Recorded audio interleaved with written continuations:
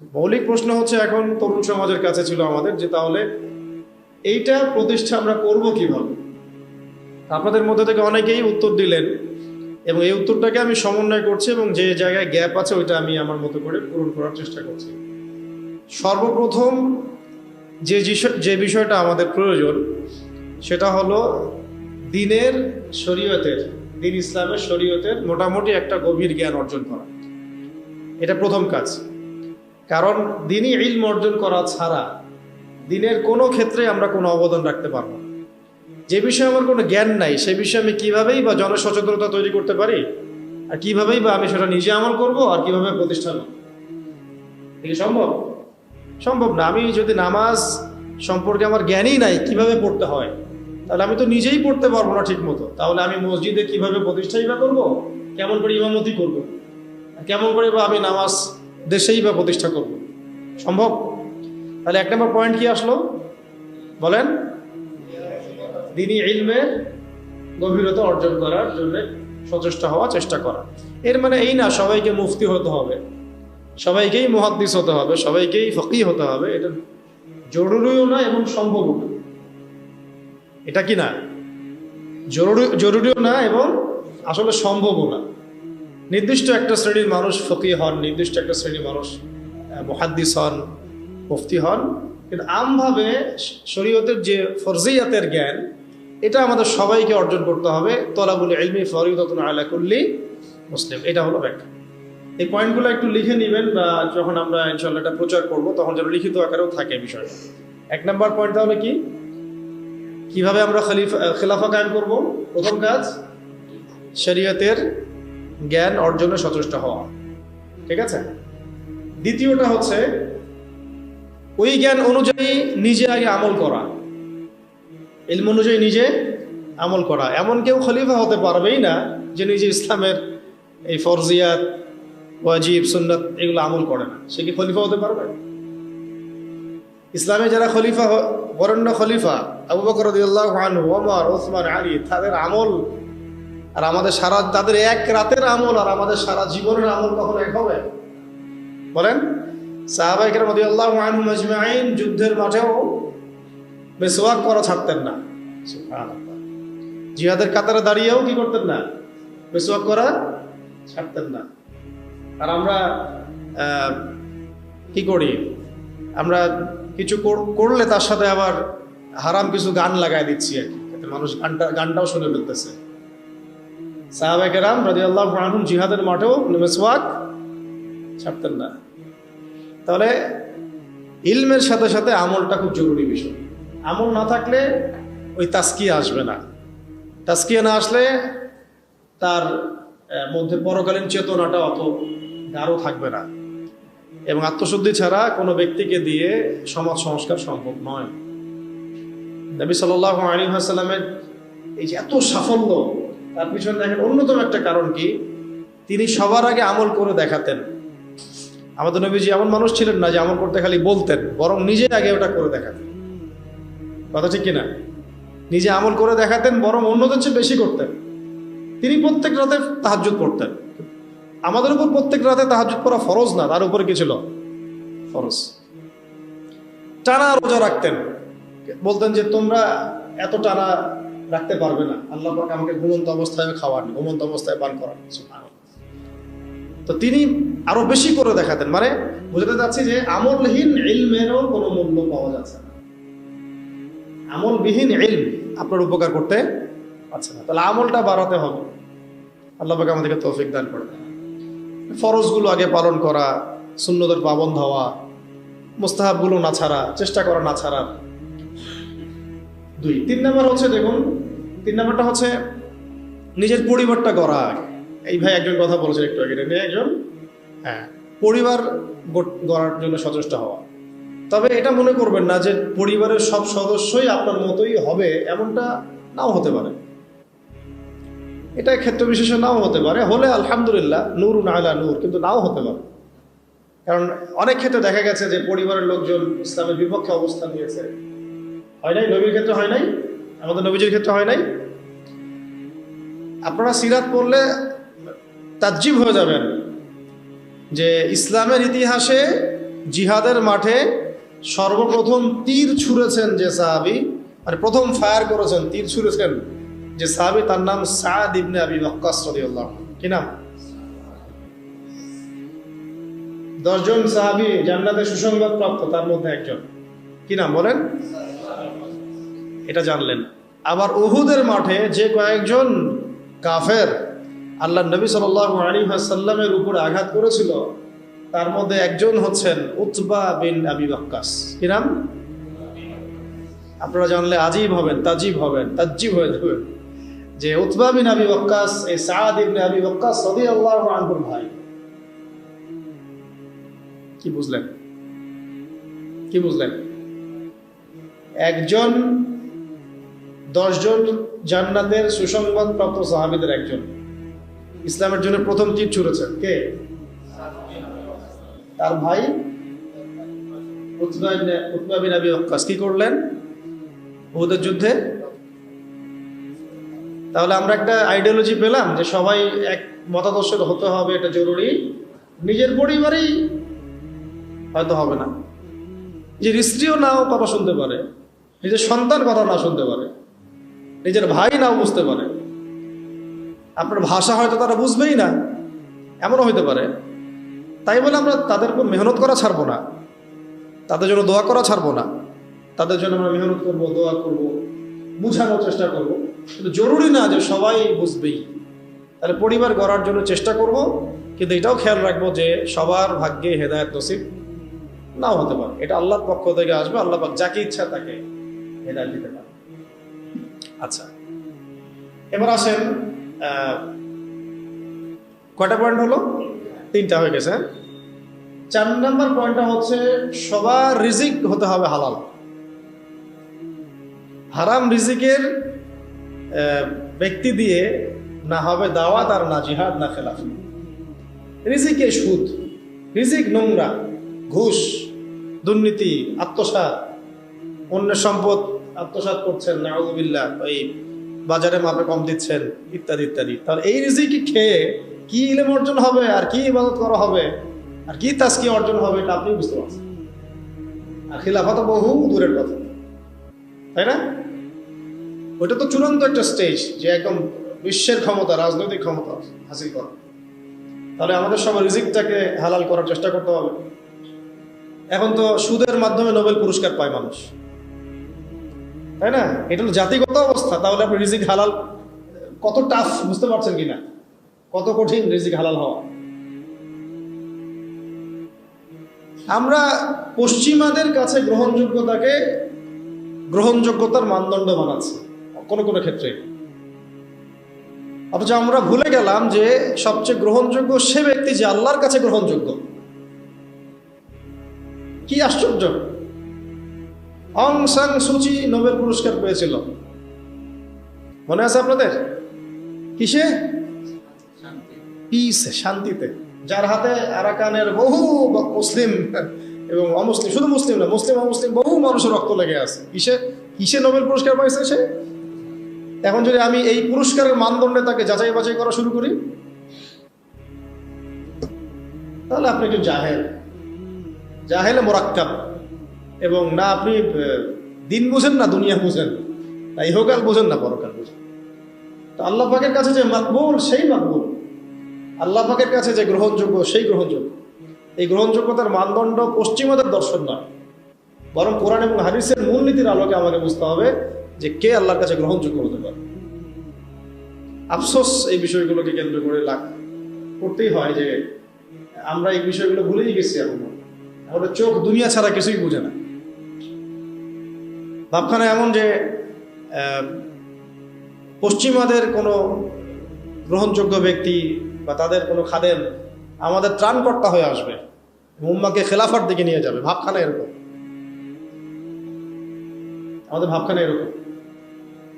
তো আমরা আল্লাহর বিরোধী, আল্লাহ পাকের বিধানের বিরোধী কোনো ব্যক্তিকে যদি মনে করি যে তিনি মুসা আলাইহিস সালামের ভূমিকায় এসে বনু ইসরায়েলকে বাঁচায় নাজাতের পথ নিয়ে যাবে, এর চেয়ে বোকা কোনো জাতি হয়?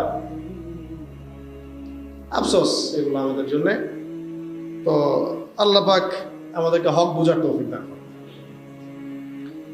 4 নম্বর কটা হলো? 4টা। একটা কি ছিল বলেন তো? প্রথমটা এইটুকু আলোচনা মুখস্থ করে বসা যায়, তাহলে আজকের আলোচনা সফল ইনশাআল্লাহ। শরিয়ার যত পারি গভীর জ্ঞান অর্জন করা, এবং সবাই তো ফকিহ মুহাদ্দিস মুফতি হতে পারবো না, কিন্তু একটা মানে ফরজি আয়াতের জ্ঞানটা সবাই অর্জন করতে, এটা ফরজ, এবং আমাদের পরিবারের সদস্যদেরকেও শেখাতে হবে। 2 নম্বর হচ্ছিল আমলটা বাড়ানো, ইলম অনুযায়ী আমলটা বাড়ানো। 3 নম্বরটা ছিল আমার পরিবারটাকে আগে গড়ে তোলার চেষ্টা করা। পরিবার না গড়ে উঠলে যে আমি বাইরে আবার দাওয়াতের কাজ করতে পারবো না বা খেলাফা মুভমেন্ট করতে পারবো না, বিষয়টা এমনও না। আমাদের এটাও চলবে, এই মেহনতও চলবে, আবার আমরা বাইরের মেহনতও করব। 4 নম্বর হচ্ছে রিজিক হারাম যেন নিজের রক্তে না ঢোকে, এটা খুবই সতর্কতার সাথে চলা, না হলে হারামখোরদেরকে দিয়ে খেলাফা কায়েম হয় না, কখনোই হয়নি, হবেও না, বলে লাভ নাই। মানে যারা হারাম খাচ্ছেন, হারামের প্রতিষ্ঠা করছেন, সুদ, তারপরে ঘুষ, দুর্নীতি ইত্যাদি ইত্যাদি, এটাকে একটা সামাজিক সংস্কৃতি বানায় ফেলেছেন, তাদেরকে দিয়ে কশ্মিন কালেও আল্লাহ পাকের জমিনে আল্লাহ পাকের বিধান প্রতিষ্ঠা করা সম্ভব, এবং তারা সেটা করবেও না, ওই চেতনাই তাদের মধ্যে আসবে না। 5 নম্বরটা হচ্ছে যে মাথার উপরে মুরব্বি রাখা, এটা মাথাটা ভালো করে ঢুকান, মাথার উপরে মুরব্বি রাখা। মুরব্বি বলতে বোঝাচ্ছি যারা শরীয়তের গভীর জ্ঞান অর্জন করেছেন, বড় বড় ওলামায়ে কেরাম, তাদের পরামর্শ নেওয়া। যে নিজেকেই মুরব্বি মনে করে সে পথভ্রষ্ট হইতে তার একদিন সময় লাগবে না। আমরা এমন অনেক ওলামায়ে কেরামের এক্সাম্পল দিতে পারবো, পাবলিকলি নাম বলতে যাচ্ছি না, শুধুমাত্র নিজেকে মুরব্বি মনে করার কারণে এবং তার মাথার উপরে কোনো মুরব্বি না থাকার কারণে মুহূর্তের মধ্যেই পদস্খলিত হয়ে গেছে। এমন হচ্ছে সকালে হয়তো মুমিন ছিল, বিকালে কুফরি কথা বলে ফেলছে, বিকালে হয়তো মুমিন ছিল, সকালবেলা উঠে মুনাফিকদের পক্ষে কথা বলে ফেলছে, ইসলাম বিপক্ষে কথা বলে ফেলছে, দালালি করে ফেলছে, কারণ মুরব্বীদের সাথে মাশওয়ারা করে নাই। এই জন্য, আর এটা হলো তাদের কথা বললাম যারা মানে ফান্ডামেন্টাল আলেম, এরকম অনেকেই এরকম পরিস্থিতির শিকার হয়ে গেছে। আর আমরা যারা আলেম না, জেনারেল শিক্ষিত মানুষ বা শরিয়াত অত বুঝি না, তারা যদি মুরব্বি মেনে না চলি, আমাদের কি অবস্থা হতে পারে? তো এখন এখানে আমি চলমান প্রেক্ষাপটে একটা খেলে আফসোসের কথা বলি, শোনেন, অনেক কিছুই হলো, অনেক কিছুই হচ্ছে, আবার অনেক কিছু হবে, তাই না? কিন্তু যারা এখানে নেতৃত্ব দিচ্ছেন, লিডিং রোল প্লে করছেন, তাদের মাথার উপরে কোন কোন মুরব্বীদেরকে তারা রেখেছেন, এটা আমি জানতে চাই। কোন কোন বরেণ্য বিদগ্ধ ওলামায়ে কেরাম আর মুরব্বীদের সাথে মাশওয়ারা করে আপনারা কাজ করছেন, এটা জানার আমার খুব ইচ্ছা। যদি করেন আলহামদুলিল্লাহ, যদি না করেন তাহলে এটা খুবই গলত একটা কাজ হচ্ছে। উচিত ছিল বরেণ্য ওলামায়ে কেরামদের সাথে মাশওয়ারা করা, পরামর্শ করা। ওলামায়ে কেরাম আপনার ঘরের দরজার সামনে যাবেন না, তো আপনাকে আসতে হবে ওলামায়ে কেরামের দরবারের সামনে। জ্ঞান কারো কাছে হেঁটে হেঁটে যায় না, আপনাকে জ্ঞানের কাছে আসতে হবে। আর বরেণ্য ওলামায়ে কেরামদেরকে ফেসবুকে পাবেন না তো এইভাবে। ফেসবুক ইউটিউবে খালি সার্চ মারলেই তো হবে না যে কাদের ওয়াজ মানুষ বেশি শোনে আর কাকে মানুষ বেশি বড় আলেম মনে করে। নো, আপনাকে দেখতে হবে যে আলেমরা কাকে আলেম মনে করে, আমজনগণ কাকে আলেম মনে করে, এটা বড় কথা না। আমজনগণ যদি আলেম মনে করে ভোটাভুটি হয়, তাহলে আমি তো কালকে প্রেসিডেন্ট হইতেও পারি, আল্লাহ যদি চান। বা আরো অনেকে আছে, আজারি ভাই আছে, আমাদের আরো অনেক ভাই আছে, ভোটাভুটি নিলে তো তারাও ভালোই করবে, খারাপ হবে না, তাই না? জনপ্রিয়তা আছে, এটা সত্য মিথ্যার মানদণ্ড না। এই জনপ্রিয়তা হক আর বাতিলের মানদণ্ড কশ্চিন গেলেও না। আপনারা দেখবেন ওলামায়ে কেরাম কাকে হক মনে করেন, ওলামায়ে কেরাম কার কাছে ইলম নিতে যান, ওলামায়ে কেরাম না কার পিছনে ছুটতেছেন, ওইটা আপনি ফলো করুন। সাধারণ আমভাবে মানুষ পঙ্গপালের মতো কাকে ফলো করতেছে, কাকে হিরো মনে করতেছে, কাকে বড় সেলিব্রিটি মনে করতেছে, this is not the big deal. এটা বড় কথা না। এটা ভালো হতে পারে, তার জন্য কল্যাণকর হতে পারে, আবার ফিতনাও হতে পারে। বাংলাদেশের অনেক কিছু ইসলামিক ক্ষেত্রেও, রাজনৈতিক ক্ষেত্রেও এবং সামাজিক ক্ষেত্রেও অনেক বিষয়ের সিদ্ধান্ত গৃহীত হচ্ছে ফেসবুকের মাধ্যমে। ফেসবুকে একটা হাইপ তুলে দেন, দেখা যাবে মানুষ দেখা যাচ্ছে ওইটাকে নিয়ে সারাদিন বসে আছে, ঘুরে ফিরে ওইটা সামনে আসতেছে, এটা নিয়ে সবাই লেখালেখি করতেছে, পরে ওইটার আলোকে একটা সিদ্ধান্ত বাস্তবায়ন হয়ে গেল। সুবহানাল্লাহ, সুবহানাল্লাহ, কি জাহালাত, কি ফিতনা। কেন জাহালাত ফিতনা বলছি? একটা এক্সাম্পল দিলে বুঝবেন, একটা খালি এক্সাম্পল দেব। মনে করেন এটা উমর রাদিয়াল্লাহু আনহুর শাসন, একটু মনোযোগ ধরে রাখেন। কার শাসন? উমর রাদিয়াল্লাহু আনহুর শাসনে যারা জনগণ তারা সবাই সাহাবী না? তারা আল্লাহর রাসূলকে দেখেছেন না? এই দীর্ঘ সময় রাসূলের সহবত ছিলেন না? ওই জামানার একজন ব্যক্তি কি এখনকার সব মানুষের চেয়ে উত্তম না? বুঝলেন কথা?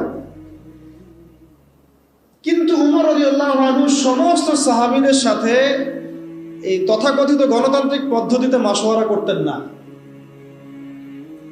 মাশওয়ারা করার জন্য ওই সাহাবীদের মধ্যেও বাছাইকৃত একটা প্যানেল ছিল তার, যেটাকে বলা হতো মজলিসে শুরা। কি বলা হতো?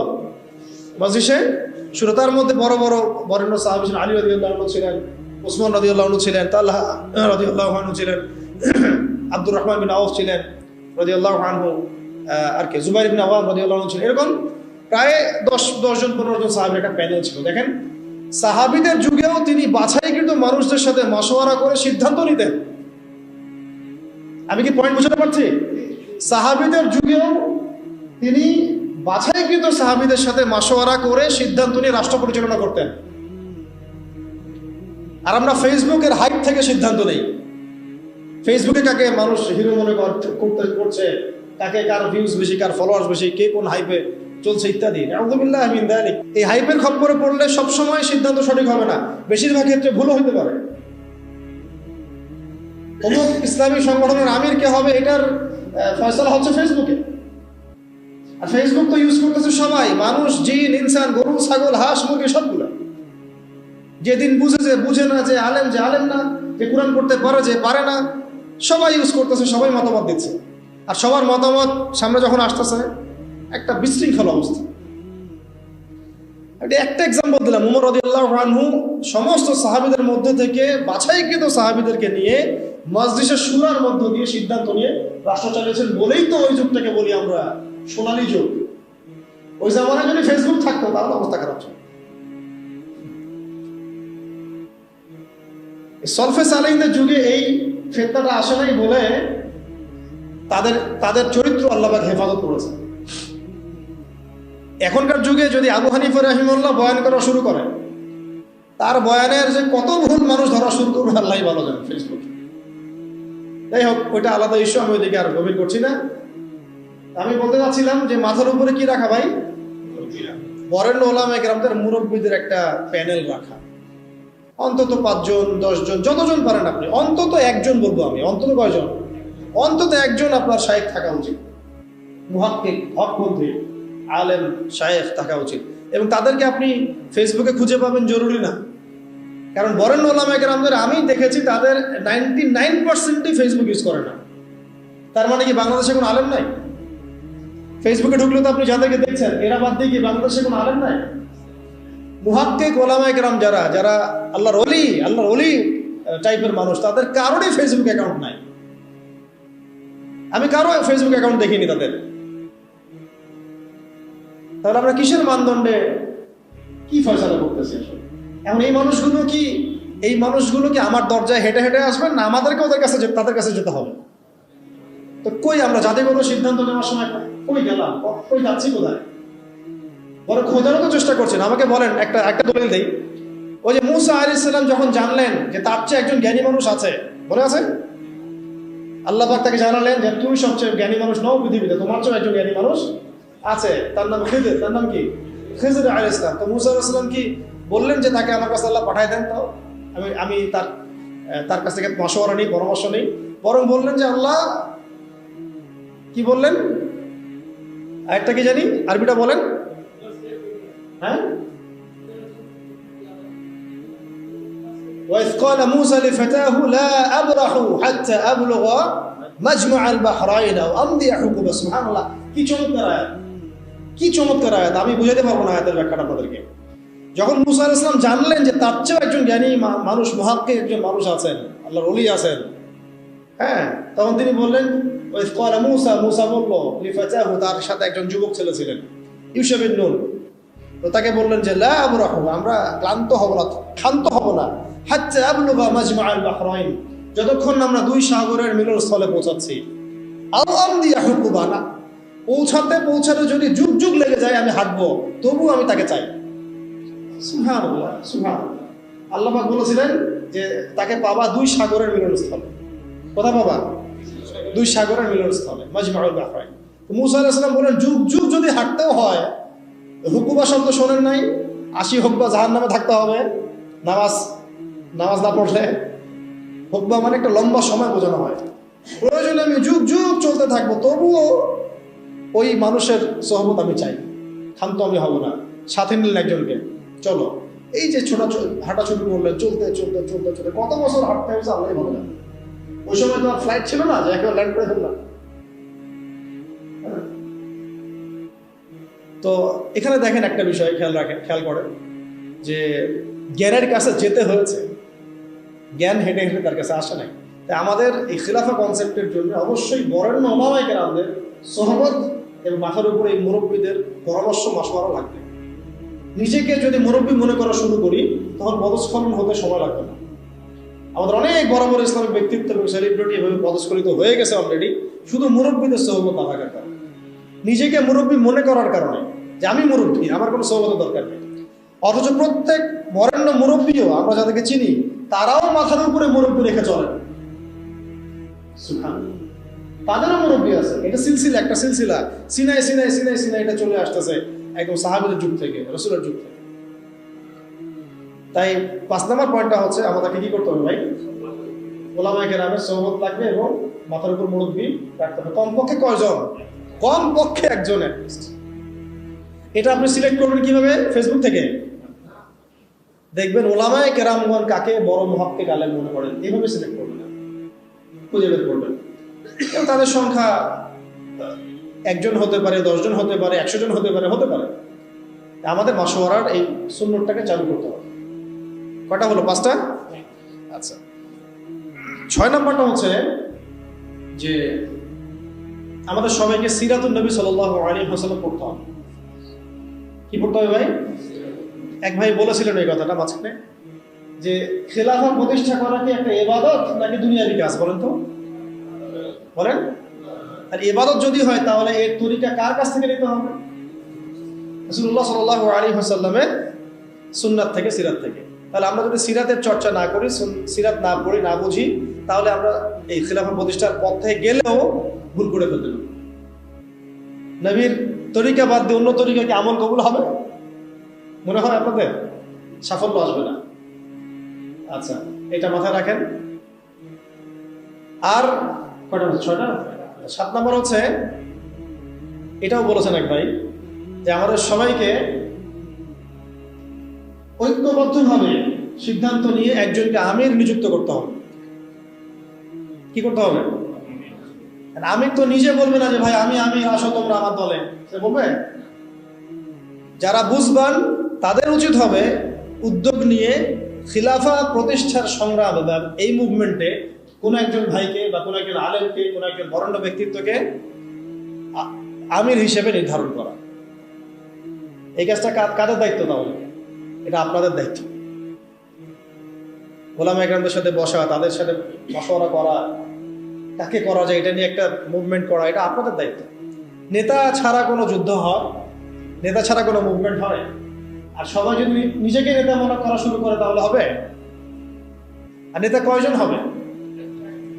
10 জন, 20 জন, না একজন? একটা মুভমেন্ট তখন সফল হবে যখন সেখানে একজন বরেণ্য, আল্লাহর কাছে কবুল একজন বান্দা, যিনি দায়িত্ব চেয়ে নিচ্ছেন না, চাচ্ছেন না যে আমাকে আমির করো, বরং মানুষ বুঝে শুনে তাকে আমির করছে। এরকম কোনো মানুষ যখন বিচক্ষণ, বিদগ্ধ একজন আমির থাকবে মাথার উপরে, তখন এই মুভমেন্টটা সফল হবে। এটা হলো আমাদের কাজ। তাহলে আমির একটা বড় বিষয়। কারণ দেখুন, সাহাবীরা একজন নেতার অধীনে নেতৃত্বে চলেছে, তাই না? সাহাবীর যুগের পরে আবু বকর রাদিয়াল্লাহু আনহুর সময় কে আমির ছিল? একজন। কয়জন? নাকি উমর রাদিয়াল্লাহু আনহু আমির? নাকি সবাই আমির? সবাই কি আলাদা আলাদা আমির? একজন আমির ছিলেন, সেটা আবু বকর রাদিয়াল্লাহু আনহু। তারপরে উমর রাদিয়াল্লাহু আনহুর সময় কি একজন আমির না 10 জন আমির? উসমান রাদিয়াল্লাহু আনহুর সময়, আলী ইবনে আবি তালিবের সময় একজন। আমি একটা এক্সাম্পল দিয়ে বুঝালাম যে আমির যখন একজন থাকে তখন সমাজের শৃঙ্খলা বোঝায়। 10 জন ইমারতের দায়িত্ব যদি দাবি করে আমিও আমির, তুমি অমুক আমির, তুমি তমুক আমির, তাহলে বিশৃঙ্খলা সৃষ্টি হবে, তখন খিলাফা মুভমেন্টটা পড়ে যাবে। আচ্ছা, এটা কত নম্বর হলো? 7। 8 নম্বর হচ্ছে আমিরের হাতে বায়াত জরুরি। কি জরুরি? আমিরের হাতে হাত রেখে বায়াত নেওয়া জরুরি শরিয়াতের তাজকিয়ার এবং জিহাদের এবং খেলাফা। বায়াতবিহীন কোনো ইমারত দাঁড়াতে পারবে না। কেন? কারণ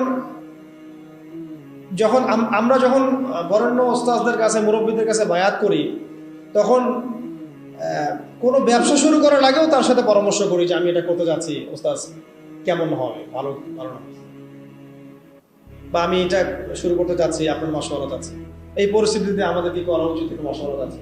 প্রত্যেকটা বিষয় তখন সে আমিরের উপর আমরা মশওয়ারা করেছিলাম। আর যখন আপনি বায়াতবিহীন, তখন আপনি যা ইচ্ছা তাই করতে পারেন, কারণ আপনি তো আনুগত্য করেননি আমার, বা আপনি তো সেই আমিরের আনুগত্য করেননি। তার কাছে আল্লাহ পাককে সাক্ষী রেখে তো আপনি তার হাতে হাত রেখে প্রতিশ্রুতি দেন নাই যে আমি আপনাদের সাথে আছি, বা আল্লাহর জন্য আমি আপনার এই মুভমেন্টে আছি এবং ইনশাআল্লাহ আমি এর জন্য আমার জানমাল দেন নাই। তাহলে আপনার দ্বারা গাদ্দারি হবে না, কোনো নিশ্চয়তা আছে? কোনো নিশ্চয়তা আছে?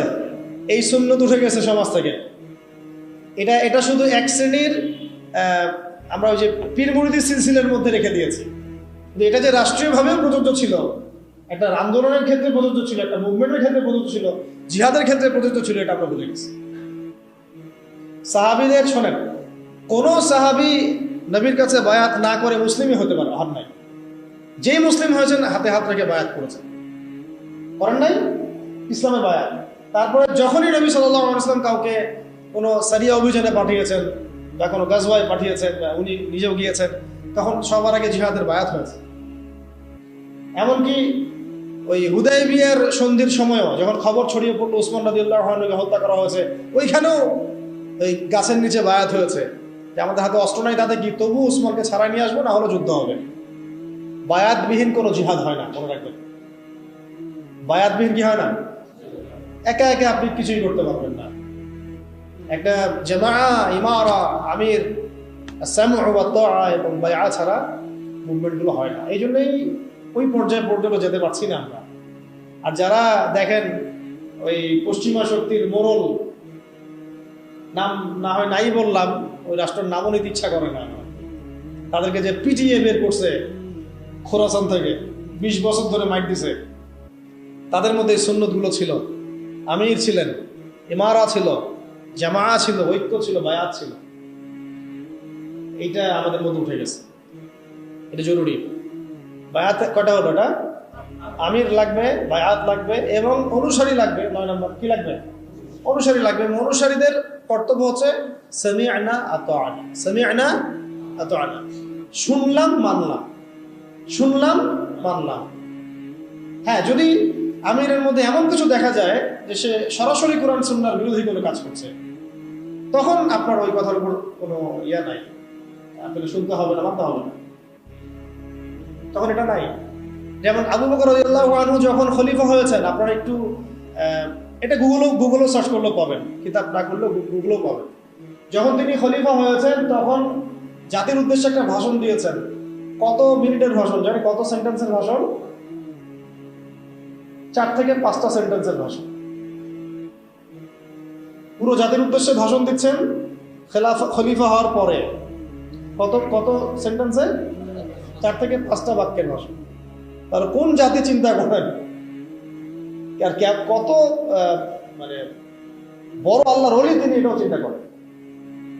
আবু বকর রাদিয়াল্লাহু আনহু বলছেন যে আমি তোমাদের মধ্যে সর্বশ্রেষ্ঠ মানুষ নই, মানে আমি মনে করি না যে আমি তোমাদের মধ্যে সর্বশ্রেষ্ঠ মানুষ, কিন্তু আমাকে তোমাদের মানে আপনাদের পক্ষ থেকে এই দায়িত্ব দেওয়া হয়েছে। 1 নম্বর সেন্টেন্স শেষ। 2 নম্বর হচ্ছে আসিদকু আমানা ওয়াল কাযিবু খিয়ানা, সত্য এবং সত্যবাদিতা হচ্ছে আমানত, এবং মিথ্যা, এই যে প্রতারণা, মিথ্যা, এগুলো হচ্ছে খিয়ানত। 2টা সেন্টেন্স, ঠিক আছে? দাঈফুন মিনকুম কাওয়িউন ইনদি হাত্তা আখুযা হাক্কা লাহু ইনশাআল্লাহ। তোমাদের মধ্যে যারা দুর্বল তারাই আমার কাছে সবচেয়ে বেশি শক্তিশালী। হ্যাঁ, তোমাদের মধ্যে যারা দুর্বল তারা আমার কাছে সবচেয়ে বেশি শক্তিশালী, যতক্ষণ পর্যন্ত মানে আমি তোমাদের হকটা আদায় না করছি। আর কাওয়িউন ফীকুম মিনকুম দাঈফুন ইনদি হাত্তা আখুয হাক্কা মিনহু ইনশাআল্লাহ। আর তোমাদের মধ্যে যারা শক্তিশালী মনে করো তারাই আমার কাছে দুর্বল, যতক্ষণ না তোমাদের কাছ থেকে আমি গরিবের হকটা আদায় না করছি। চিন্তা করুন, ভাষণ দেখছেন কটা সেন্টেন্স হলো? আরেকটা হচ্ছে 5 নম্বর হচ্ছে যে আল্লাহ পাক ওই জাতিকে সম্মানিত করেন যে জাতি জিহাদের পথ বেছে নিয়েছে। আর যখন কোনো জাতি জিহাদের রাস্তা ছেড়ে দেয় আল্লাহ পাক তখন তাকে অসম্মানিত করেন। কত নম্বর সেন্টেন্স? 5। আর 6 নম্বর একটা সেন্টেন্স ছিল, হ্যাঁ মনে করছে, যে আর কোনো জাতি তখনই ধ্বংস হয় যখন তার মধ্যে অশ্লীলতা ছড়িয়ে পড়ে। কুমু লিস-সালাহ ইয়ারহামুকুমুল্লাহ, সালাতের জন্য দাঁড়াও, আল্লাহ তোমাদের প্রতি রহম করুন। শেষ ভাষণ জুমার আগে হয়েছে, জুমার নামাজের আগে। এটা বুঝতে পারছেন? তো আমির যেমন লাগবে এরকম অনুসারী রাখবে। আরেকটা কথা মাঝখানে স্কিপ হয়ে গেছে, উনি বলেছিলেন যে আমি তোমাদেরকে যতক্ষণ পর্যন্ত আল্লাহ এবং তার রাসূলের দিকে চালাই ততক্ষণ তোমরা আমার আনুগত্য করবে। আমি তোমাদেরকে যতক্ষণ পর্যন্ত আল্লাহ এবং তার রাসূলের দিকে চালাই ততক্ষণ তোমরা আমার কি করবে? আনুগত্য করবে। আর আমি যদি তোমাদেরকে আল্লাহ এবং তার রাসূলের দিকে না চালাই, ঠিক আছে, আমি যদি তোমাদেরকে আল্লাহ এবং তার রাসূলের দিকে না চালাই তাহলে ফালা তুআতা লি আলাইকুম, আমার উপরে তোমাদের কোনো আনুগত্য নাই। তবে কি সামান্য বিষয়েই যে তার আনুগত্য ছেড়ে দিতে হবে এমন না, তাকে নসিহত করতে হবে, পরামর্শ দিতে হবে, সংশোধনের চেষ্টা করতে হবে, ধৈর্য ধরতে হবে। একটা 10 নম্বর পয়েন্টটা হচ্ছে যে সূরা ভিত্তিক সিদ্ধান্ত নেওয়া। কি করা? মজলিসে সূরা ভিত্তিক সিদ্ধান্ত নেওয়া। একটু আগে একটা কথা বলে এক্সাম্পল দিয়েছিলাম, ওমর রাদিয়াল্লাহু আনহু তার একটা সূরা প্যানেল ছিল না?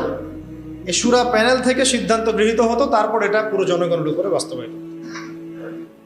কথা বুঝতে পারছেন? তাই আমাদেরকে ওইভাবেই একটা প্রত্যেকটা ক্ষেত্রে একটা সূরা কমিটি থাকতে হবে যারা মাশওয়ারা করে পরামর্শের মধ্য দিয়ে সিদ্ধান্ত নেবে। এটা একটা যেহেতু রাষ্ট্রীয় ব্যাপার, এটা বিভিন্ন স্তরে স্তরে ভাগ হতে পারে। যেমন কেন্দ্রীয় একটা সূরা কমিটি বা সূরা সদস্য, জেলা ভিত্তিক সূরা সদস্য, থানা ভিত্তিক সূরা সদস্য, এভাবে হয়তো একটা চেইন অফ কমান্ড থাকতে পারে, কিন্তু মূল সূরা থাকবে একটা কেন্দ্রীয়। এখান থেকেই সবকিছু ফয়সালা হচ্ছে। আপনারা কি জানেন যে বর্তমান বিশ্ব যে চলতেছে এই তাগুতি বিধান দিয়ে, শয়তানি বিধান দিয়ে, এরও একটা সূরা পরিষদ আছে? হ্যাঁ, ওটা কি? জাতিসংঘ। এটা জাতিসংঘ চাচা বুঝতে পারছে। অবাক হইলাম।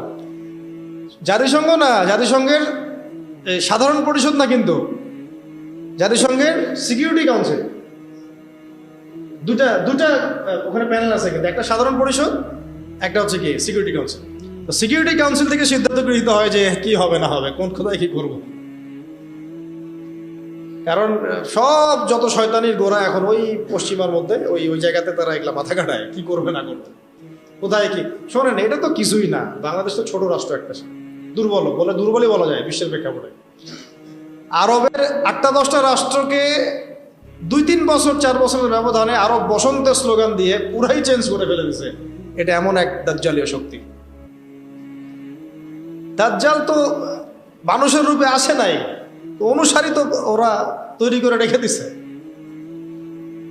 আপনারা হাদিস পড়েন, আমরাও পড়ি। আগে একভাবে বুঝতাম, যতদিন যাচ্ছে আল্লাহ পাক অন্যভাবে বোঝার তৌফিক দিচ্ছেন, আলহামদুলিল্লাহ। দাজ্জাল যে সারা বিশ্ব চষে বেড়াবে, ওকে সারা বিশ্বের প্রত্যেক গ্রামে গ্রামে হেঁটে হেঁটে বেড়াবে, নাকি অনুসারী দিয়ে শাসন করাবে? কমন সেন্স না? সব জায়গায় যে ওকে প্রত্যেকটা নূরপুরে ওকে আসতে হবে ওর শাসন প্রতিষ্ঠা করার জন্য? ওর কোন এজেন্ট থাকলেই যথেষ্ট। আবার ভালো দিক দিয়ে দেখেন, ওমর রাদিয়াল্লাহু আনহু খেলাফতের সময় তিনি কি পুরো বিশ্বের সব জায়গায় ঘুরে ঘুরে বেরিয়ে শাসন করেছেন? তিনি ছিলেন মদিনায়, চেইন অফ কমান্ড। তার অনুসারী সাহাবায়ে কেরাম রাদিয়াল্লাহু আনহুম তারা বিভিন্ন জায়গায় তাদের কাজ করছেন, ইসলামের কাজ করছেন। এটাই তো মানে স্ট্র্যাটেজি হয়। দাজ্জাল আসে নাই, বের হয়নি, তো তো কি হয়েছে, ওর অনুসারী তো অ্যাক্টিভ সবাই। তো 10 নম্বরটা বলছিলাম কি ভাই, আমাদের মজলিসে সূরাভিত্তিক সিদ্ধান্ত নিতে হবে। সূরাভিত্তিক সিদ্ধান্ত ছাড়া আমরা আগাতে পারবো না। এবং এটা এই সূরা সদস্য আপনি নির্ধারণ করবেন কিসের ভিত্তিতে? টাকা পয়সা, ইলম, আমল, তাজকিয়া, পরহেজগারিতা এবং তার বিচক্ষণতা, প্রজ্ঞা, এগুলোর ভিত্তিতে এটা বিচার করা হয়। এখানে একজন ব্যক্তি থাকতে পারেন যার বয়স 20 বছর, এমন ব্যক্তিও মজলিসে সূরায় থাকতে পারে, তার যদি জ্ঞান, প্রজ্ঞা, বিচক্ষণতা থাকে, কোনো সমস্যা নাই, আমল থাকে। আবার এমন একজন ব্যক্তি যার বয়স 50, 60, 70, তিনিও থাকতে পারেন। এটা সিদ্ধান্ত টাকা পয়সা, পদ, পদবী, ক্ষমতার ভিত্তিতে হবে না, যেটা আমাদের এখানে সুন্নত হয়ে গেছে, নাউযুবিল্লাহ। আপনারা কি জানেন, ওমর রাদিয়াল্লাহু আনহুর যুগে তিনি একজনকে খুব কাছে রাখতেন, এক সাহাবীকে, যদিও তার বয়স তখন অনেক কম ছিল, মানে কম বলতে মোটামুটি কম ছিল। তার নাম আব্দুল্লাহ বিন আব্বাস রাদিয়াল্লাহু আনহু। আব্দুল্লাহ বিন আব্বাস রাদিয়াল্লাহু আনহু আল্লাহ নবী সাল্লাল্লাহু আলাইহি ওয়াসাল্লামের চাচাতো ভাই। তার বয়স কিন্তু অন্য সাহাবীদের চেয়ে বেশি ছিল না, তিনি তাকে কাছে রাখতেন। কারণ কি জানেন? কারণ নবীজি সাল্লাল্লাহু আলাইহি ওয়াসাল্লাম তারই চাচাতো ভাইয়ের বুকে মাথায় হাত রেখে একটা দোয়া করে দিয়েছিলেন। আমাদের নবীজি একদিন রাত্রেবেলা উঠে ইস্তেঞ্জা করতে গিয়েছেন, বের হয়ে দেখেন যে কেউ একজন তার জন্য অজুর পানি রেখে দিচ্ছে। ঠিক আছে, তো নবীজি অবাক হয়ে গেছেন, কে পানি রাখছে এখানে আমার জন্য? তো আব্দুল্লাহ বিন আব্বাস রাদিয়াল্লাহু আনহু বললেন যে আমি রাখছি। ছোট তখন তিনি, 10, 12, 14 বছর বয়স। কত বিচক্ষণ, কেয়ারফুল দেখেন যে নবীজি ইস্তেঞ্জা গেছেন, আমি একটু খেদমত করে দিই, একটু পানি আগায় দিই। তো এই পানিটা পেয়ে নবী সাল্লাল্লাহু আলাইহি ওয়াসাল্লাম তাকে বুকে জড়ায় ধরে মাথায় হাত বুলায় দোয়া করছিলেন সাল্লাল্লাহু আলাইহি ওয়াসাল্লাম যে আল্লাহুম্মা ফাক্কিহহু ফিদ-দীন ওয়া আল্লিমহু তা'উইল। আল্লাহ আপনি তাকে দ্বীনের গভীর বুঝ দান করেন এবং তাকে এই যে কোরআনের এগুলোর ব্যাখ্যা বিশ্লেষণ করার তৌফিক দান করেন। তিনি হয়েছেন পরবর্তীতে রাইসুল মুফাসসিরিন, সমস্ত মুফাসসিরদের সর্দার যাদেরকে বলা হয়, তার মধ্যে একজন হচ্ছেন আব্দুল্লাহ বিন আব্বাস রাদিয়াল্লাহু আনহু। তার বয়স তখন কম, তারপরেও ওমর রাদিয়াল্লাহু আনহু তাকে কাছে বসা রাখতেন, পরামর্শ নিতেন, আয়াতের ব্যাখ্যা জানতে চাইতেন। ওমর রাদিয়াল্লাহু আনহু কি কম জানেন? হ্যাঁ, ওমর রাদিয়াল্লাহু আনহু কি কম জানেন? তারপরেও তিনি তাকে এইভাবে খাতির যত্ন করতেন, যাতে যদি কোনো ভুল কিছু না হয়, মানে ভুল কিছু যেন না হয়, তার কাছ থেকে জেনে নেওয়া, যদিও তার বয়স কম। আর এখন তো মানে আহলুল ইলমদেরকে মূল্যায়নই করেন না আপনারা। হুজুররা কোথায় ছিল? বক্তব্যটা এরকম। হুজুরদের দিয়ে কি হবে? হুজুরদের সাথে এসবের কি সম্পর্ক? রাজনীতির সাথে হুজুরের কি সম্পর্ক? ওখানে আমরা যাব কেন? তাদের কাছে মাশওয়ারা নিব কেন? আপনাকে কম বুঝি? আমাদের মাশওয়ারা দেওয়ার জন্য জাতিসংঘ আছে, হ্যাঁ, ইসরায়েল আছে, আমেরিকা আছে, পশ্চিমা বিশ্ব আছে। আমরা IMF থেকে লোন নিয়ে আসবো, জাকাতের কি দরকার আছে?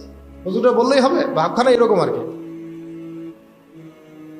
এই জন্য এই জাতির এই দুর্দশা হচ্ছে।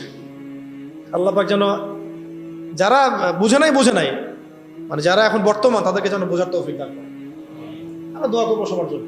আমরা কারো দুশ্মনী কারোর সাথে আমাদের নাই, কিন্তু আমরা হকের পক্ষে থাকবো সবসময়, বাতিলের বিপক্ষে থাকবো সবসময়। আমরা মাজলুমের পক্ষে থাকবো এবং জালেমের বিপক্ষে, সে যেই হোক না কেন, হুয়েভার হি ইজ, আমরা মাজলুমের পক্ষে, জালেমের বিপক্ষে, সোজা কথা, সে যেই হোক। সূরা থাকতে হবে এবং সূরার মধ্যে এভাবে বিচক্ষণ জ্ঞানী ব্যক্তিদেরকে স্থান দিয়ে আমাদেরকে চলতে হবে, মাশওয়ারা করে। কটা হয়েছে? 10টা। আরো আছে, দেখি যতগুলো বলা যায়, মাথায় যতগুলো আসে। এক ভাই বলেছিলেন তাজকিয়ার কথা, আত্মশুদ্ধি খুব ইম্পর্টেন্ট জিনিস। নিজের মধ্যে নিজের অন্তর যদি পবিত্র না হয়, আত্মশুদ্ধি মানে হচ্ছে নিজের নফসটাকে পবিত্র করা। নফসের মধ্যে কারো প্রতি হিংসা, বিদ্বেষ, এগুলো রাখা যাবে না। একেবারে আমরা বলি না একটা কথা, সাদা মনের মানুষ, সাদা মনের মানুষ হতে হবে। তাজকিয়ার আত্মশুদ্ধি থাকবে, নূর থাকবে কলবে। এগুলো আবার শুধুমাত্র বই পড়ে বা আমল করে আসে না, এটার জন্য মুরব্বী লাগে, আল্লাহর ওলিদের সোহবত লাগে। তখন দেখবেন যে আপনি অনেক কিছু, অনেক জ্ঞান এমনভাবে অর্জন করছেন যেটা আপনি 20 বছর পড়াশোনা করেও পান না, যেটা আপনি 20 মিনিটে পাচ্ছেন, 20 দিনে পাচ্ছেন, 20 বছরে পাচ্ছেন না। আত্মশুদ্ধি অর্জন করার জন্য সাহাবীরা কি করতেন? সবসময় নবীর কাছে গিয়ে পড়ে থাকতেন। খেয়াল করেন নাই? যখন একটু ফুরসত পেতেন কাজকর্ম শেষ, মসজিদে নবীর কাছে কথা শুনতেন, বসতেন, যোগাযোগ রাখতেন। আমাদের ওলামা ইকরামদের সাথে কানেকশনই বা কোথায়? কানেকশন উঠে গেছেন এখন খুব বেশি, কানেকশন ফোনে। আর এটা নিয়ে আমি আরেকটা লেকচার দিব ইনশাআল্লাহ, যে এটা কি পরিমাণ ফিতনা একটা জগৎ। এই কারো চরিত্র নষ্ট করতে বাকি রাখবে না, এবং দুশ্চরিত্র ব্যক্তিকে গাছে উঠাইতেও বাকি রাখবে না। হককে বাতিল বানায় ফেলতে পারে, বাতিলকে হক বানায় ফেলতে পারে। এতই ফিতনাময়, এতটাই ফিতনাময়। তো আমাদের মুরব্বীদের সাথে, সহবতের সাথে সাথে তাসকিয়া, আত্মশুদ্ধি অর্জন করার চেষ্টা করতে হবে। এর জন্য ওলামা ইকরাম বলেন পরকালের ফিকির করা, মৌতের কথা স্মরণ করা, বেশি বেশি জিকির করা, কোরআন তেলাওয়াত বাড়ায় দেওয়া, তারপরে মুরব্বীদের সাথে দেখা সাক্ষাৎ করা, আলেমদের সাথে যোগাযোগ রাখা। যখনই মনটা একটু দুনিয়াবি ভাব আসতেছে তখনই চলে যাওয়া, দে ওস্তাদ আসলে মনটার মধ্যে অস্থিরতা কাজ করতেছে, মনে হচ্ছে ইমান কমে যাচ্ছে, আমল কমে যাচ্ছে, পরামর্শ দেন। এইভাবে অস্থির থাকা। হুযায়ফা রাদিয়াল্লাহু আনহুর ঘটনা মনে আছে না? উনি মনে করছিলেন যে একদিন আমি কি মুনাফিক হয়ে গেলাম কিনা, আল্লাহ নবীর কাছে গিয়ে বসলে জান্নাত জাহান্নাম মনে হয় চোখে দেখতেছি, বাসায় গেলে মনে হয় যে দুনিয়ার কাছে ঢুকে গেছে। মনে আছে না হাদিসটা? ফাজাইল আমল বই তো আছে। তো তখন তারা দৌড় দিয়ে আবার নবীর কাছে আসলেন, ইয়া রাসূলুল্লাহ বাসায় গেলে এমন লাগে, আপনার কাছে থাকলে এমন লাগে। নবীজি বললেন যে এটা স্বাভাবিক, এটা স্বাভাবিক, কারণ তোমরা যদি সবসময় ওই একই হালতেই থাকতা তাহলে তো তোমরা ফেরেশতা হয়ে যাইতা। এই যে ওনাদের ফিকির যে কি হলো, আমি কি মুনাফিক হয়ে গেলাম কিনা, এটা যোগাযোগটা রাখা। এবং আমি বারবার একটা কথা বলতেছি, জ্ঞান আপনার ঘরের দরজায় আসবে না, আপনাকে জ্ঞানের কাছে চাইতে হবে, খুঁজে বের করতে হবে, এবং আল্লাহর কাছে কান্নাকাটি করে দোয়া করতে হবে যে আল্লাহ আমাকে সেরকম মুহাক্কিক আলেম, ওইরকম মুহাক্কিক আল্লাহর ওলির সোহবত আল্লাহ তুমি নসিব করো, ওই রকম মানুষদের পরামর্শ নিয়ে চলার তৌফিক দান করো। ঠিক আছে, কটা হচ্ছে? আচ্ছা, এবার আসি, এগুলো একটু স্ট্রং, একটা বলে শেষ করতেছি। 12 নম্বর হচ্ছে শারীরিক এবং মানসিকভাবে শক্তিশালী হওয়া। কি ঘুম আসলে একটা কাজ করেন, জায়গা পরিবর্তন করেন। এটা কিন্তু ঘুম চলে যাওয়ার একটা সুন্নাত, জায়গা পরিবর্তন করলে ঘুম চলে যাবে। 12 না, এটা শারীরিক মানসিক দুই দিক থেকেই শক্তিশালী হওয়ার চেষ্টা করা। কারণ ইসলামের সুন্নত এটা নয় যে আমি গিয়ে মায়ের খাবো। জিহাদের মাঠে সাহাবীরা কখনো এই উদ্দেশ্যে যান নাই যে গেছি আমাকে মারো, আমি শহীদ হয়ে যাব, এইভাবে যান নাই তারা কখনো। বরং গিয়েছেন এই উদ্দেশ্যে যে আমি কাফেরের গর্দান উড়াই দিব। এবং সেই প্রস্তুতি, সেই প্রিপারেশন, সেই ফিজিক্যাল স্ট্রেংথ, তার প্রশিক্ষণ, এদাত, এগুলো তাদের ছিল। ওইটা এমন যুগ ছিল যখন প্রত্যেক ঘরে ঘরে জন্ম থেকেই মানুষ এগুলো শিখত। তীর নিক্ষেপ করা, তরোয়াল চালানো, কুস্তি ইত্যাদি ইত্যাদি, এগুলো জন্ম ছোটবেলা থেকেই মানুষ এগুলো শিখত। এখন তো এটা মানে সব ঘরে ঘরে নাই, আলাদা করে আমরা প্রশাসনিক বাহিনী তৈরি করেছে। এটা হচ্ছে জনগণকে নিরস্ত্রীকরণ করে দেওয়ার একটা প্রক্রিয়া। কিন্তু যাদেরকে প্রশিক্ষিত করছি তারা আবার পশ্চিমাদের দাসত্ব করতেছে, ওদের সেবা দশায় বসে আছে। একটা জাতিসংঘের মিশনকে তারা মনে করতেছে জান্নাতের টিকিট পেয়ে গেছে, নাউযুবিল্লাহি মিন যালিক, তাই না?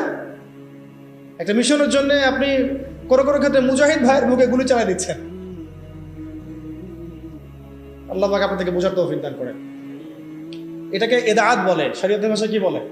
এদাআত মানে হচ্ছে মানে শারীরিক মানসিকভাবে শক্তিশালী হওয়ার চেষ্টা করা। অ্যাটলিস্ট আপনার ফিজিক্যাল এক্সারসাইজগুলো করা, মার্শাল আর্টস শেখা, বা তারপরে সেলফ ডিফেন্স শেখা। এখন তো আর ওই পরিবেশ নাই যে সবাই ওইসব অস্ত্র চালানো শিখতে পারবে, এটা তো সবার ক্ষেত্রে প্রযোজ্য হচ্ছে না। কিন্তু অ্যাটলিস্ট মেন্টালি এবং ফিজিক্যালি স্ট্রং থাকার চেষ্টা করো। কারণ এটা সুন্নত নয় যে আমি গিয়ে মায়ের খেয়ে চলে আসবো। সাহাবেরা এই উদ্দেশ্যে জিহাদের মাঠে যান নাই, বরং গিয়েছেন কোন উদ্দেশ্যে? যে আমি মারবো, যদি আল্লাহ পাক আমার ওখানে শাহাদাত লিখে রাখেন তাহলে সেখানে আমরা শাহাদাত পাবো না। 313 জন নিয়ে যখন আমরা 1500 জনকে হারাচ্ছি, তার মানে কি বুঝতে পারতেছেন? তারা কি ফিজিক্যালি এবং সামরিক দিক থেকে দুর্বল ছিলেন? আলী রাদিয়াল্লাহু আনহু একাই তিনি 10-20 জনের জন্য যথেষ্ট ছিলেন। উমর ইবনে খাত্তাব একাই 10 জনের জন্য যথেষ্ট ছিলেন। হামজা রাদিয়াল্লাহু আনহু যেদিন শাহাদাত বরণ করেছেন উহুদের দিন, ওই দিনও তিনি এমনভাবে যুদ্ধ করেছেন যে তাকে হত্যা করেছিল ওই দিন, তার নাম ওয়াহশি। নাম কি মনে আছে? ওয়াহশি। তাকে চুক্তি করা হয়েছিল যে যদি তুমি শুধু দূর থেকে তাকে বল্লম নিক্ষেপ করে হত্যা করবে, এতটুকুই তোমার কাজ, তোমাকে মুক্ত করে দেওয়া হবে। আমরা বলবো রাদিয়াল্লাহু আনহু, কারণ তিনি পরবর্তী ইসলাম কবুল করেছিলেন। এবং এই ওয়াহশী রাদিয়াল্লাহু আনহুর হাতে আবার মুসাইলামা কাযযাব মারা গেছে। তারও অবদান এখানে, আল্লাহ পাক তাকে জীবনটা ঘুরাই দিয়েছেন। আল্লাহ পাক তাকদীরের মালিক, দেখেন কিভাবে আল্লাহ পাক জীবন ঘুরাই দেন। বলতে চাচ্ছি যে যেদিন হামজা রাদিয়াল্লাহু আনহুকে এইভাবে শাহাদাত বরণ করতে হয়েছে, শহীদ করা হয়েছে, ওই দিন ওয়াহশী নিজের মুখেই বলেছিল, সিরাতের মধ্যে আছে যে আমি অনেকবার চেষ্টা করছিলাম যে কোন দিক থেকে তাকে আক্রমণ করা যায়, কিন্তু তার সামনে যাওয়ার সাহস আমার হচ্ছিল না, কারণ সে সাদা জামা পরে উড়ন্ত বাজ পাখির মতো যুদ্ধ করতেছিল, সামনে কেউ যাইতে পারতেছিল না। হামজা রাদিয়াল্লাহু আনহু এত বড় বীর ছিলেন। পরবর্তীতে তিনি বলেন যে আমি পাথরের আড়ালে লুকিয়েছিলাম, পিছন দিক থেকে আমি তাকে দূর থেকে বর্ষা নিক্ষেপ করেছিলাম, যেটা তার নাভির নিচ দিয়ে এদিক দিয়ে বের হয়ে গেছিল। বর্ষা ঢুকে যাওয়ার পরেও ওয়াহশী বলছেন, পরেও তিনি ঘুরে আমাকে আক্রমণ করার জন্য চেষ্টা করছিলেন, কিন্তু তাকে সময় তার সাথে দেয় না, সময় তাকে সাথ দেয় না, পড়ে গেছেন। তো মানে যখন বর্ষা ঢুকে গেছে তখনও তিনি তরল উঁচু করে মারার জন্য চেষ্টা করেছিলেন, কিন্তু শেষ মুহূর্তে পারেন। এই ঘটনাটা নিজের মুখে ব্যাখ্যা করেছেন ওয়াহশী। যখন মক্কা বিজয় হয়ে গেছে না, তখন নবী সাল্লাল্লাহু আলাইহি ওয়াসাল্লাম সবাইকে মাফ করে দিয়েছেন, সবাই ইসলাম কবুল করতে আসছেন, ওয়াহশীও আসছেন। মানে বেলাল রাদিয়াল্লাহু আনহু তাকে ধরে নিয়ে আসছেন, আরে এখন ইসলাম কবুল করো, নাহলে তোমরা করতে পারবে, আর কেউ বাঁচাতে পারবো না তোমাকে। তখন আল্লাহ নবী তাকে জিজ্ঞাসা করেছেন যে কাইফা কাতালতা হামজা, কিভাবে হামজাকে হত্যা করেছিলে তুমি? তখন তিনি নিজের মুখে বিবৃতি দিয়েছেন। এটা শুনে নবী সাল্লাল্লাহু আলাইহি ওয়াসাল্লাম নবী হিসেবে বায়াত নিয়েছেন তার ইসলামের জন্য, কিন্তু আরেকটা স্টেটমেন্ট তিনি দিয়েছিলেন যে যদি তোমার চেহারাটাকে আমার সামনে থেকে দূরে রাখতে পারো তাহলে সেটাই করো। এই কথাগুলো, এ ধরনের কোনো স্টেটমেন্ট যদি আমরা দিই অনলাইনে, মানুষ বলবে অহংকার প্রদর্শন করছে। এগুলো গায়রাত, এগুলো ব্যক্তিত্ব। ইসলামের বীর সেনা হামজাকে তুমি হত্যা করেছো, সে আমার চাচা ছিল, খুব মানে মহব্বতের চাচা, দুধ ভাই। কষ্ট পেয়েছেন তিনি, এটা শুধু তাই না, তার লাশকে চিরে ফেলা হয়েছে, কলিজা ছিঁড়ে খাওয়ার চেষ্টা করা হয়েছে, পারে নাই। তো এটা আসলে তাকদীর। পরবর্তীতে আল্লাহ রাব্বুল আলামিন তাকে তৌফিক দিয়েছেন, তার হাতে আবার মুসাইলামা কাযযাব, মহামিথ্যাবাদী ভণ্ড নবী, তার মানে খালাস। একইভাবে তিনি মুসাইলামা কাযযাবকে হত্যা করেছেন, দূর থেকে পল্লব নিক্ষেপ করে একেবারে জান বাজি রেখে। 13 নম্বরটা নোট করেন, সেটা হচ্ছে ওই যে এক ভাই বলেছিলেন যে জনসচেতনতা তৈরি করা খুবই ইম্পর্টেন্ট টপিক, এটা পয়েন্ট। কারণ বাংলাদেশের মানুষ নামাজ বুঝে, খেলাফত বুঝে না। বাংলাদেশের মানুষ রোজা রাখা ফরজ বুঝে, ইসলামী খেলাফত শরিয়া আইন এগুলো বুঝে না, তাই না বিষয়টা?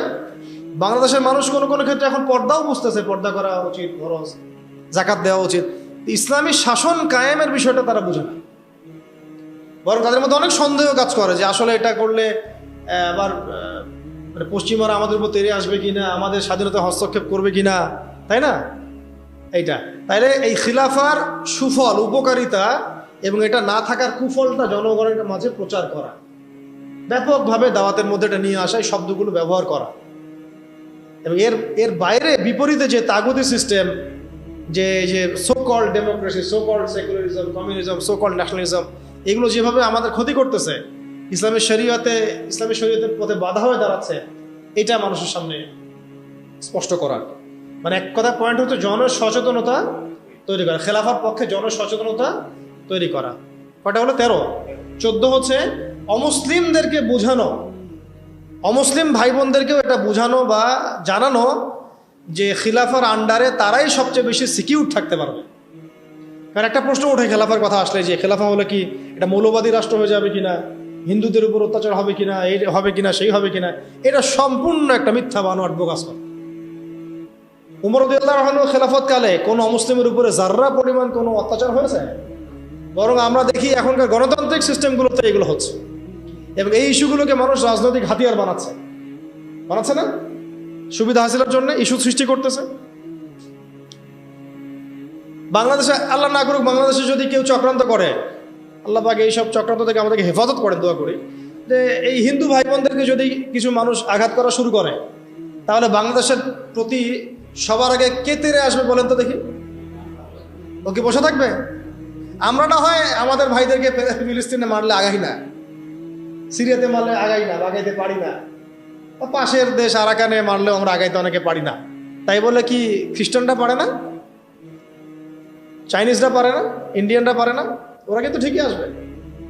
আপনি বাংলাদেশের মাটিতে যদি কোনো আমেরিকানকে কখনো মারতেন বা মারেন, না উজুবিল্লাহ, না এটা করতে বলতেছি না, তাহলে দেখবেন পুরো শক্তি নিয়ে এসে আপনাকে হামলা করবে, করবে না? কোন ইহুদিকে যদি আপনি বাংলাদেশে হত্যা করেন, তাহলে পুরা ইসরায়েল আপনার বিরুদ্ধে যুদ্ধ ঘোষণা করবে, করবে না? কিন্তু মুসলিমদেরকে সারা বিশ্বে মেরে ফেললে আমরা ওইটা করতে পারি না, বা ওইটার চেতনা আমাদের মধ্যে কাজ করে না। তো এইটা আমি পয়েন্টটা এখান থেকে বলতে চাইলাম যে হিন্দু ভাই বোনদের উপর যদি কেউ অত্যাচার করে, তখন কিন্তু এটাকে একটা বড় গ্লোবাল ইস্যু বানায়, পার্শ্ববর্তী যে হিন্দু রাষ্ট্রগুলো আমাদের আশপাশে আছে সবাই এখানে হস্তক্ষেপ করার চেষ্টা করবে। তখন গৃহযুদ্ধ লাগাই দেওয়ার চেষ্টা করবে, ওই যে গুজরাটের মতো, হায়দ্রাবাদের মতো। আর গৃহযুদ্ধ যেখানেই লাগবে সেখানেই যে রাষ্ট্র আসবে তার নাম হলো আমেরিকা।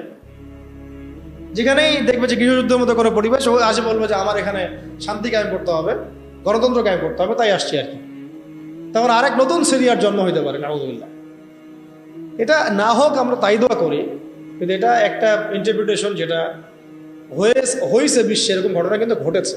এর আলোকে, অভিজ্ঞতার আলোকে কথাটা বললাম যে অমুসলিম ভাই বোনদেরকে এটা নিশ্চিত করা, বোঝানো যে খিলাফা রাষ্ট্র কোনো মৌলবাদী কনসেপ্ট না, মানে ওদের ওদের বক্তব্য অনুযায়ী এটার মধ্যে প্রত্যেক অমুসলিমের অধিকার শতভাগ নিশ্চিত থাকবে, বরং বর্তমান প্রচলিত পদ্ধতির চাইতে বেশি থাকবে।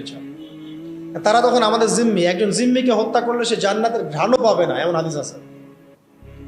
তারা আমাদের জিম্মেদারিতে থাকবে, তারা আমাদের জিম্মি মানে কি, তারা আমাদের জিম্মেদারির মধ্যে থাকবে, ওদের জানমাল হেফাজত করা আমাদের দায়িত্ব তখন। তো হাদিসে আসছে কেউ যদি এমন কোনো জিম্মিকে হত্যা করে, তাহলে সে তো জান্নাতে যাচ্ছে না, জান্নাতের ঘ্রাণও পাবে না। তাহলে এটা কঠিন না? তো এই সচেতনতা তৈরি করা, এটা খুব ইম্পর্টেন্ট একটা কাজ। তাই একজন বললেই হবে না, আপনাদের সবাইকে এখন থেকে কথার মধ্যে এই বিষয়গুলো আনতে হবে যে শুধুমাত্র নামাজ, রোজা, হজ, জাকাত এই বিষয়গুলোই ইসলাম নয়, বরং ইসলামিক শাসন প্রতিষ্ঠা করার জন্য আমাদের চেষ্টা করতে হবে। ইসলামী ল, ইসলামী শরিয়া আইন, ইসলামিক খিলাফা কনসেপ্ট, এই কনসেপ্টটা সবাইকে বুঝানো। আমি খুব আশা করেছিলাম যে এই ধাক্কায় হয়তো ইসলামী খিলাফতের দিকে হয়তো আমরা একটু মুভ করতে পারতাম, কিন্তু আবারও হতাশ হলাম, চরমভাবে হতাশ হলাম। আমরা দেখলাম যে মাজলুমের বিজয় হলো, জালেমের পতন হলো, এরকম করে আমরা দেখলাম। ইতিহাসে হয়েছে, ফেরাউন ধ্বংস হয়েছে, নমরুদ ধ্বংস হয়েছে, কিন্তু আমরা যেন ওই ফেরাউনের কবল থেকে নিষ্কৃতি প্রাপ্ত ওই উদ্ধত বনু ইসরায়েলের মতো হয়ে না যায়। আমার বুঝতে পারছেন কথা? ফেরাউনের কবল থেকে মুক্তি পাওয়ার মাত্র 40 দিনের মাথায় বনু ইসরায়েল বাছুর পূজা শুরু করছিল। কত দিনের মাথায়? আর আমরা তো 40 দিন লাগে নাই, 7 দিনের মাথায় আমরা মাশাআল্লাহ ট্রান্সজেন্ডার, সুদ, পশ্চিমাদের দাস, এমন কিছু মানুষকে আমরা আমাদের মাথার উপরে নিয়ে চলে আসলাম। আল্লাহ আমাদেরকে বোঝার তৌফিক দান করুন। এখন আমরা আশা করছিলাম যে এই মুভমেন্টগুলোর মধ্য দিয়ে হয়তোবা, যেহেতু এখানে ওলামায়ে কেরামরা সম্পৃক্ত ছিলেন, বড় বড় সংগঠনগুলো সক্রিয় অংশগ্রহণ করেছেন, কেউ বলেছেন, কেউ লিখেছেন ইত্যাদি, এবং ছাত্র জনতা সবাই আমভাবে ছিলেন, যে হয়তোবা তাদেরকে বোঝানো যাবে যে ইসলামিক বিষয়গুলো বাস্তবায়ন করা এটাই মুখ্য সময়। কিন্তু আমরা আবারও হতাশ হলাম।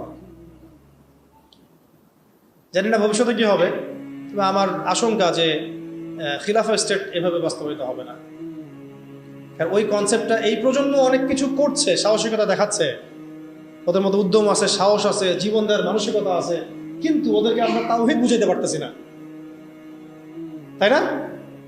ওরা দেশপ্রেমে করতেছে, জালেমের বিরুদ্ধে দাঁড়াচ্ছে, জালেমের বিরুদ্ধে দাঁড়ায় গেছে, তারা দেশপ্রেমের চেতনায় লালন করতেছে, অন্যায় সহ্য করতেছে না, সাহস দেখাচ্ছে, ওদের বুদ্ধি আছে, ওদের মাশাআল্লাহ ওদের ডেডিকেশন আছে, সবকিছু আছে।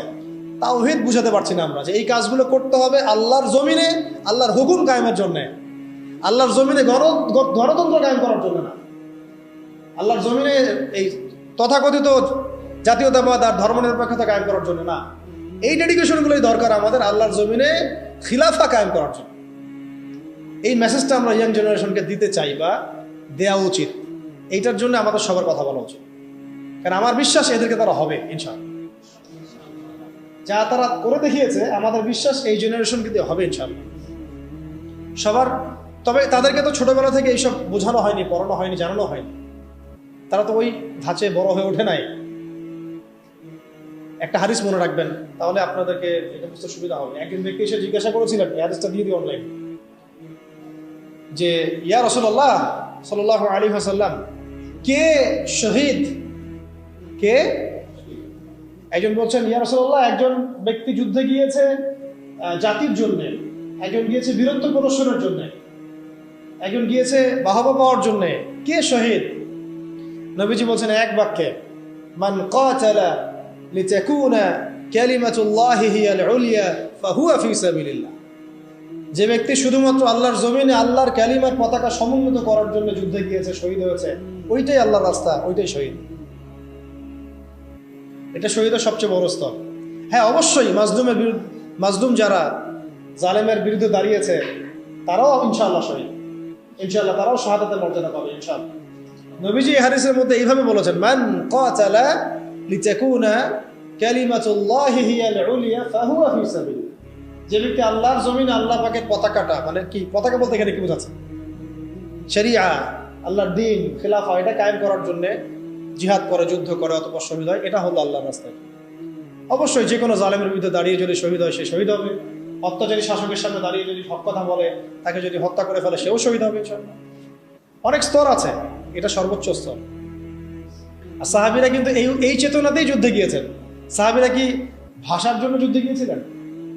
সাহাবীরা কি মানে কি বলবো, দুনিয়াবি কোনো স্বার্থে যুদ্ধে গিয়েছেন, জিহাদে গিয়েছেন? তারা শুধু আল্লাহর দ্বীন কায়েমের জন্য ছিল।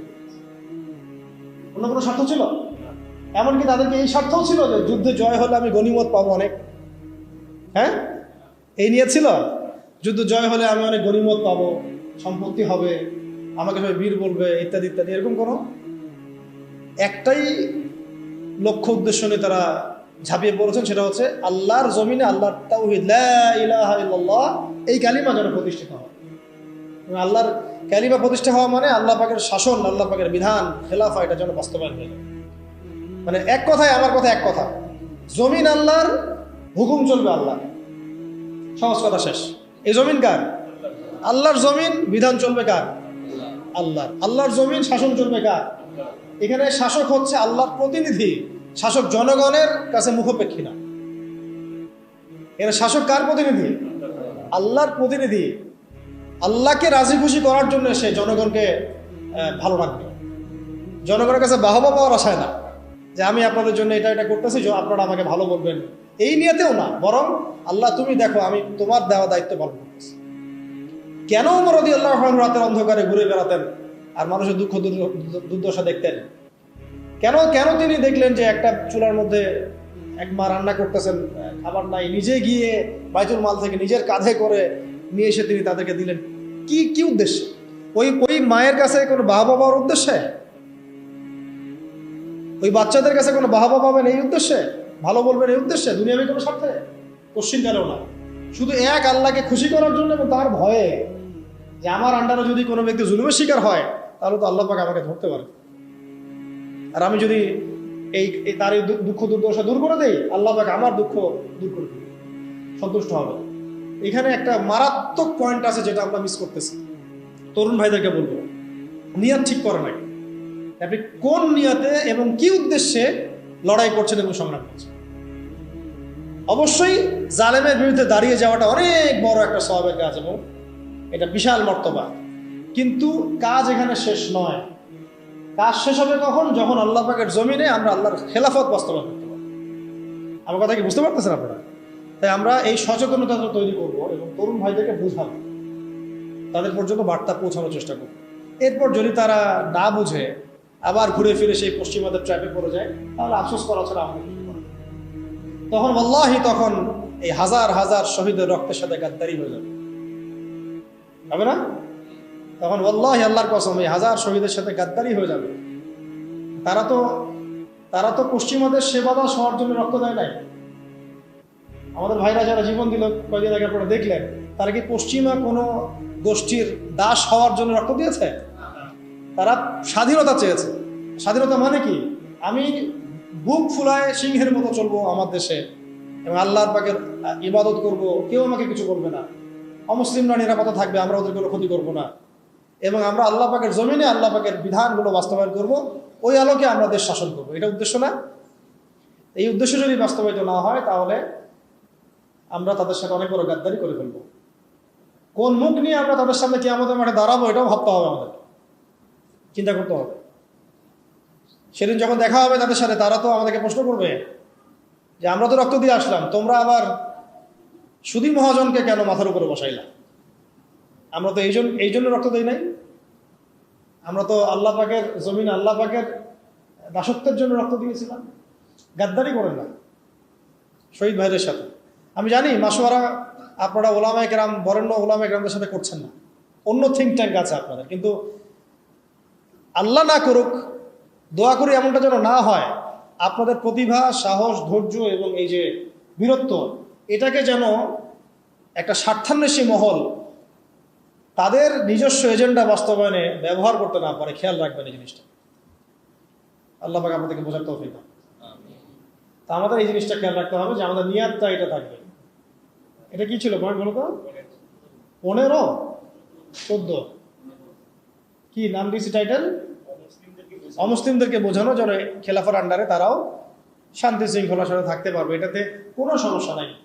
বরং আপনারাই বলেন যে একটা এলাকায় খুব চুরি হচ্ছে মনে করেন, যদি জুমার দিন জুমার নামাজের পরে একটা চোরকে সামনে ধরে সব জনগণের সামনে হাতটা দিয়ে কেটে কবজি পর্যন্ত, চুরি তো নিশ্চয়ই বাড়বে আরো, নাকি?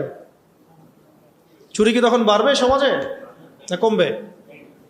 এই যে চুরি করলে যে চোরের হাত কাটতে হয়, বলেন তো আমাদের দেশের কত পার্সেন্ট মুসলিম এই আকীদাটা পোষণ করে? বা যারা এখন মানে আমাদের উপরে নিচে ডানে বামে আছে, তারাও কি মনে করে যে এটা একটা ইসলামী শরিয়া, এটা করা উচিত? বরং বেশিরভাগই মনে করে এটা তো একটা মৌলবাদী বিষয় হয়ে যাবে, পশ্চিমারা আবার আমাদেরকে তেড়ে আসবে ইত্যাদি ইত্যাদি, তাই না? বলবো যে এটা তো কি ফান্ডামেন্টাল রাষ্ট্র হয়ে গেছে। ওরা তো কখনোই চাইবে না একটা রাষ্ট্র খিলাফা কায়েম হোক, তারা চাবে মডারেট ইসলাম যেন প্রতিষ্ঠিত হয়। মডারেট ইসলাম মানে কি? যেটা পশ্চিমাদের স্বার্থ রক্ষা করবে, আবার এদিকে নামাজ রোজাও করবে।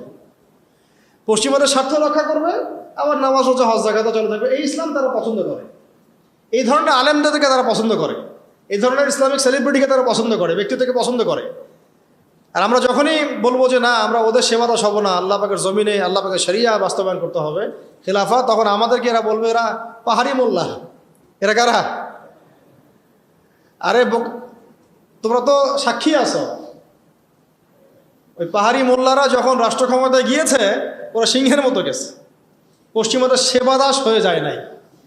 ওরা সিংহের মতোই ছিল, সিংহের মতোই যুদ্ধ করছে, সিংহের মতোই শাসন ক্ষমতাও পাইছে। ওদেরকে কারোর সাথে নেগোশিয়েট করতে হয় নাই যে আমাদেরকে একটা আলেম কোঠা দাও, রাষ্ট্র চালাই। তুমি আমাকে কোঠা দেওয়ার কে? বরং ওলামায়ে কেরাম বা মুজাহিদ ভাইরা তারা সিদ্ধান্ত নিবে যে কারা থাকবে প্যানেলে, কারা থাকবে না। তুমি সিদ্ধান্ত দেওয়ার পশ্চিমারা কে? সিদ্ধান্ত দেওয়ার পশ্চিমারা কে?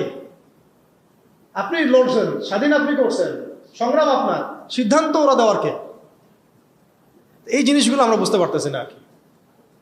তো এই আমাদের জেনারেশনকে এটা জানানো বোঝানো যে ইসলামিক লস যেগুলো আছে, হাত কাটা, রজম, এই জিনার শাস্তি, চুরির শাস্তি, মদের শাস্তি, তারপরে যে ব্যভিচারের শাস্তি, ধর্ষণের শাস্তি, বা এই যে একজনকে হত্যা করে ফেললো নিরীহ মানুষ মাজলুম, তার কেসাস, এই হুদুদ কেসাস, এগুলো বোঝানো, শব্দগুলো পরিচিত করা দরকার। তাগুত, হুদুদ, কেসাস, শরিয়া, ইমারা, খেলাফা, শব্দগুলা কি করা দরকার? পরিচিত করা দরকার। মানুষ তো জানেই না শব্দগুলা, বুঝতেই পারতেছে না শব্দগুলা।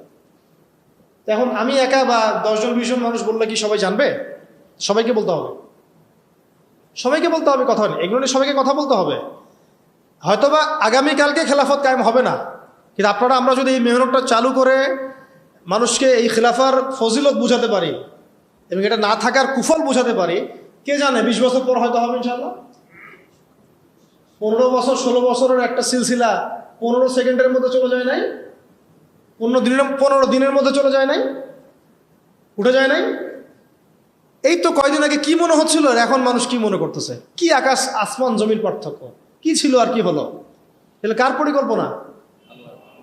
তাহলে আমরা হয়তো আগামীকাল খেলাফত কায়েম করতে হয়তো পারবেন না, নাও পারতে পারেন, ইল্লা মাশাআল্লাহ। কিন্তু এই বিষয়গুলো যখন মানুষ জানবে, আলোচনা হবে, চর্চিত হবে, একদিন না একদিন তো হবে ইনশাআল্লাহ। এটাই আমাদের কাজ, প্ল্যাটফর্ম তৈরি করা। ঠিক আছে, অনেকগুলো বলে ফেললাম, মানে যথেষ্ট। হ্যাঁ, আচ্ছা, অনেকগুলো বলে ফেলছি, যথেষ্ট। তাহলে ইলমের সাথে আমল, তাজকিয়া, তারপরে ওলামায়ে কেরামদের সোহবত, মুরব্বি রাখা, মশওয়ারা করা, আমি নির্ধারণ করা, তারপর সুরাভিত্তিক পরামর্শ করা, হালাল খাওয়া, এদাত মানে ফিজিক্যালি ফিট থাকা, এবং সিরাতের চর্চা বলছি কেন, কারণ সিরাতের মধ্যেই সব কিছু লিখাই আছে কীভাবে আপনাকে করতে হবে। এবং ব্যাপক দাওয়াতি কাজ করা, সচেতনতা মানে দাওয়াতি কাজ করা, এবং দাওয়াতের সাথে সাথে জিহাদের প্রস্তুতি রাখা, এটা শেষ কথা। দাওয়াতের সাথে সাথে কি রাখা? জিহাদের প্রস্তুতি রাখা। দেখেন, শেষ কথা এগুলো, শেষের দিকে কথা, যে মক্কায় হচ্ছিল না, সাহাবীরা আবিসিনিয়া চলে গেলেন, নবীজি তায়েফে গেলেন। কে জানতো যে মদিনা থেকে 6 জন ব্যক্তি আসবেন, সেখানে আবার ইসলাম পৌঁছাবে, সেখানে ইসলামিক রাষ্ট্র কায়েম হবে? কে জানতো? দেখেন, দাওয়াতের মধ্য দিয়ে ইসলামিক রাষ্ট্রটা কায়েম হয়েছে, আর ওইটা একটা ইমারা প্রতিষ্ঠা হয়েছে। তারপরে দেখেন, পুরো আরবের মধ্যে যে ইসলামিক খেলাফার রূপরেখাটা, এটা কিন্তু শুধু দাওয়াতের মাধ্যমে তখন হয়নি, সাথে সাথে জিহাদও লেগেছে। আল্লাহ নবী সাল্লাল্লাহু আলাইহি সাল্লাম মদিনার এই 9-10 বছরে কয়টা যুদ্ধ করেছেন আপনারা জানেন? 81টা বা 87টা, এরকম আর কি পরিসংখ্যান। নিজে করেছেন, নিজে। আমি সিরাত পড়েছি এবং সিরাতের আমি খুব ভালো স্টুডেন্ট, এবং আল্লাহর রহমতে আমরা সিরাত পড়াচ্ছি অনেক মানুষকে, আলহামদুলিল্লাহ। সিরাতটাকে আমি খুব গভীরভাবে পড়ার চেষ্টা করি, কারণ এখানেই সলিউশনগুলো দেয়া আছে। প্রতি 1 থেকে 1.5 মাসেই যুদ্ধ হয়েছে, যুদ্ধের উপর যুদ্ধ। 9 বছর আপনি পড়েন মাদানী জীবন, 9 বছর মাদানী জীবন পড়ে দেখেন, প্রতি মাসেই যুদ্ধ হয়েছে, কমপক্ষে 80টা। এটাতে নবী সাল্লাল্লাহু আলাইহি ওয়াসাল্লাম নিজে উপস্থিত, সারিয়া গাজওয়া মিলে। আর সারিয়া হিসাব করলে আরো বেশি হবে, এটা গাজওয়ার কথা বলছে। তো ওইটার প্রিপারেশন রাখা, তো এটা পরবর্তী স্টেপ। আগে স্টেপগুলো আমাদেরকে সাজিয়ে নিয়ে এই পুরো ছকটাকে মাথার মধ্যে রেখে এখন আমাদের মৌলিক কাজ হচ্ছে সবাইকে খিলাফা কনসেপ্টটা বোঝানো, সচেতনতা তৈরি করা, এর সুফলগুলো তুলে ধরা, এবং অমুসলিমদের যে ভীতি কিছু আছে, ইসলাম সম্পর্কে নেগেটিভ কিছু ধারণা আছে, এগুলোকে দূর করানো, এবং একটা জামাআ ফর্ম করে ফেলা। জামাআ মানে একটা প্ল্যাটফর্ম ফর্ম করা, যারা খিলাফা মুভমেন্ট নিয়ে সামনে কাজ করবে সব। এবং এটা অবশ্যই মুরব্বীদের পরামর্শে, সুরাভিত্তিক, এবং যারা এখানে নিজে জানমাল উৎসর্গ করার জন্য প্রস্তুত থাকবেন, তাদেরকে অবশ্যই জ্ঞানী হতে হবে, আমলদার হতে হবে, তাজকিয়া অর্জন করবেন, এবং ধৈর্য ধরবেন। কি করবেন? ধৈর্য ধরবেন। এটা একদিনের কোনো মেহনত না, একদিনে হবে। যেটা একদিনে হয় সেটা একদিনই টেকে, যেটা মেহনত করে অর্জিত হয় সেটা অনেক দিন টিকে ইনশাআল্লাহ। তো আমার মনে হয় যথেষ্ট বলেছি এই বিষয়টা। আজকে এইগুলো আমি স্কিপ করলাম, ইনশাআল্লাহ অন্য কোনো সপ্তাহে আমরা দার্সে এগুলো আলোচনা, এই প্রশ্নগুলোর উত্তর দিয়ে দেবো ইনশাআল্লাহ তাআলা। তো সর্বশেষ কথা হচ্ছে, আমরা আজকের আলোচনা যা শিখলাম, দ্বীনের ব্যাখ্যা, ইসলামের ব্যাখ্যা, ইসলামের রাজনৈতিক দর্শন, খিলাফা কনসেপ্ট, এর উপকারিতা, কিভাবে প্রতিষ্ঠা করব, রূপরেখা কেমন হবে, এগুলো নিয়ে কিছুটা আলোচনা করার প্রয়াস আজকে আমরা পেয়েছি। সব আলোচনা হয়তো আসে নাই, আরও একদিন আসবেও না, আরও সেশন লাগবে ইনশাআল্লাহ। ঠিক আছে? আল্লাহ পাক আমরা সবাইকে আল্লাহ পাকের জমিনে আল্লাহর দ্বীন প্রতিষ্ঠা করার তৌফিক দান করুন। জমিন আল্লাহর শাসন চলবে, জমিন আল্লাহর বিধান চলবে, এই কনসেপ্টের নামই ইসলামী খিলাফা। সহজ কথা এটা, যে আল্লাহর জমিন শাসন চলবে আল্লাহর জমিন বিধান চলবে আল্লাহর। আমরা এখানে আল্লাহর প্রতিনিধি মাত্র, আমরা আল্লাহ পাকের খলিফার ফাংশনই হচ্ছে খিলাফা কায়েম করা। আর খিলাফা হচ্ছে ইসলামের রাজনৈতিক দর্শন। এর বাইরে যা আছে এগুলো সব কিছুই বাতিল। সাময়িক কিছু উপকারিতা দিতে পারে, কিন্তু এটা কখনোই মুসলিমদের স্বাধীনতা অর্জনের একমাত্র মাপকাঠি বা মানদণ্ড কখনোই হতে পারে না।